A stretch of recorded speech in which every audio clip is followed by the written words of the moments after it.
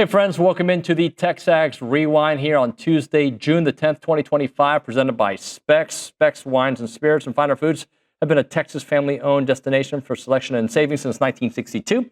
It's your one-stop shop with literally thousands of wines, spirits, and beers at everyday lower prices. Ava Davis, the Angry Elephant News and Social Center, your favorite part of the show was?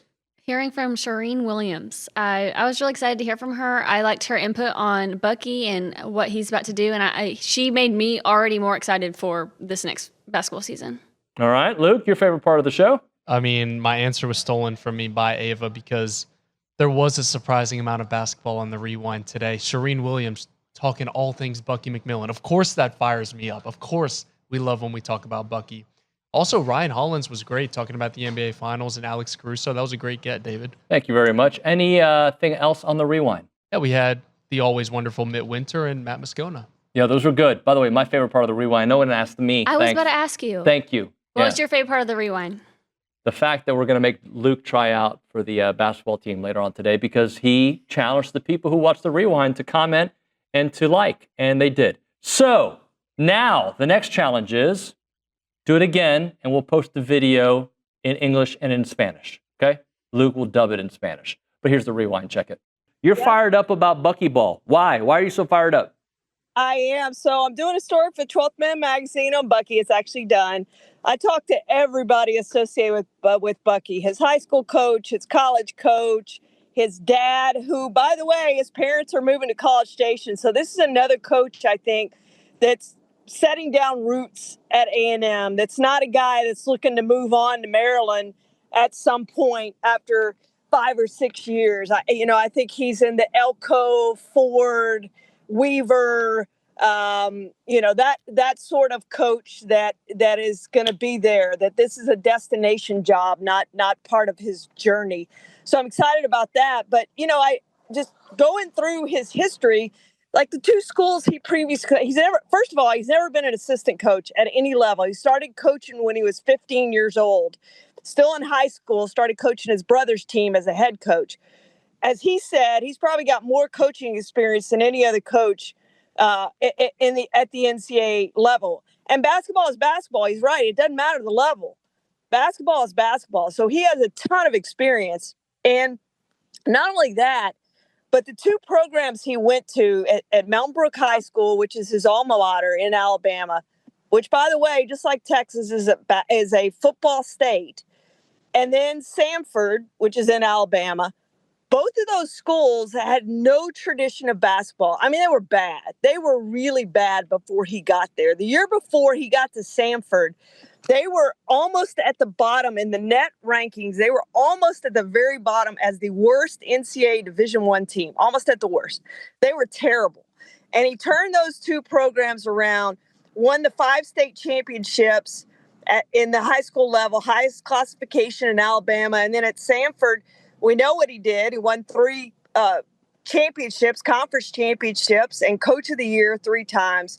Just an amazing job of turning around programs in a football state. So I think he fits for A&M and what we want to do. It's going to be an exciting brand of basketball, high-powered, 5th in scoring 2 years ago, 13th last year, high-powered offense. It's just going to be fun to watch. I'm super excited for basketball. I don't know if I've been this excited for basketball, men's basketball, in a really long time. But I'm excited to see what he brings in that offense. If you pay them now, I guess you're fine until July 1st. Is that how it works? Is it, like Texas Tech, I think, is going to pay $55 million. That's the rumor on the internet. Who knows what's true? But if you pay them now, can they come get you later? Yeah, so what the NCAA has said on that, as long as a collective or booster deal was entered into before the settlement was approved, so before Friday, theoretically, or on Friday before the order came out, and all the payments are before July 1, those are not going to be reviewed. So it's basically a free pass on those. And that's those front-loaded deals that you've been referring to. So that reported $55 million that Texas Tech athletes are receiving this year, I think that includes the $20.5 million that the school's allowed to pay, plus 35 probably in front-loaded contracts where the money will all be paid before July 1. So none of that stuff will have to go through the review process. It's interesting on Friday, after the settlement approval order came out, I'm sitting at my kid's basketball game, and I start getting some messages from people like, "Hey, can you call me right now?" I'm like, "I'm at my kid's basketball game. Let's talk tomorrow morning." They're like, "No, I need to talk to you now." So people were asking me, "Hey, can we enter into a front-loaded deal now before midnight? Is that going to have to be reviewed?"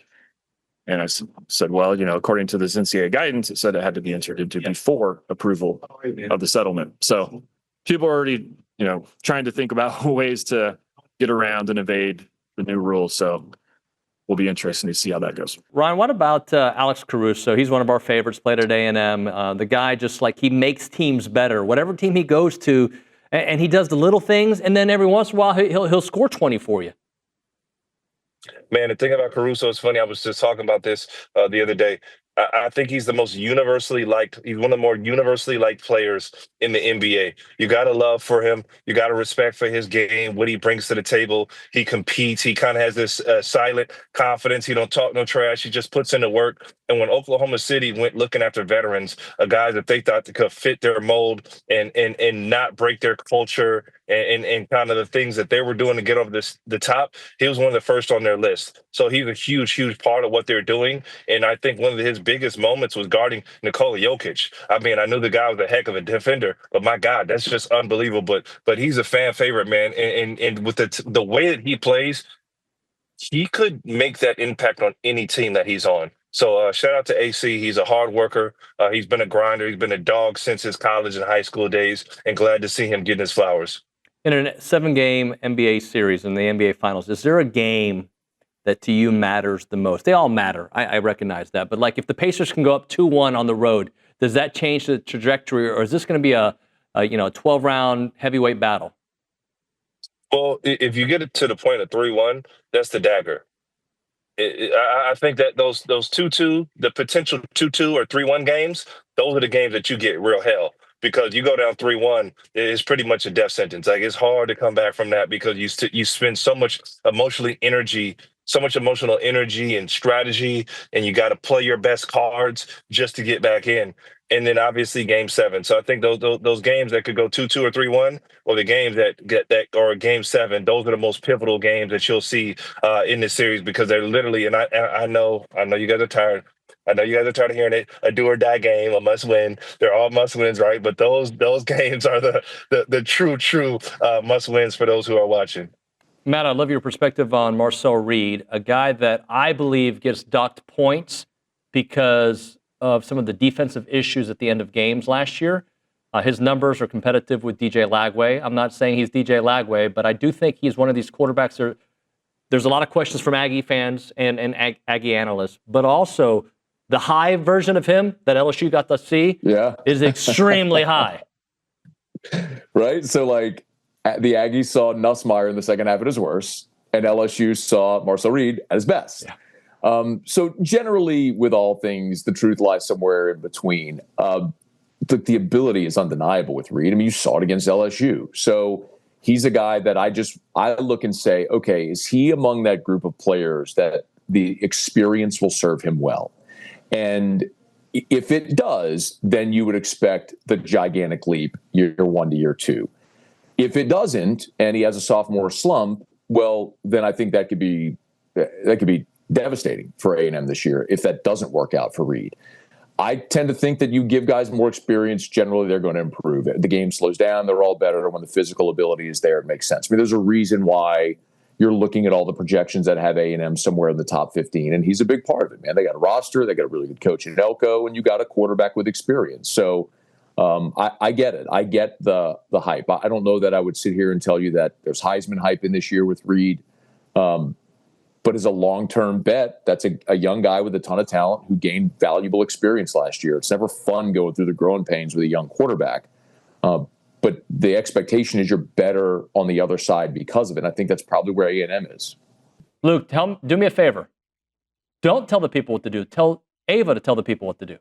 Ava, tell the people what to do. Remember to like, comment, follow, and subscribe. And come back tomorrow for more. Thank you so much for everybody for watching and listening. We will see you next time we do a rewind or on the show or some other time. Bye.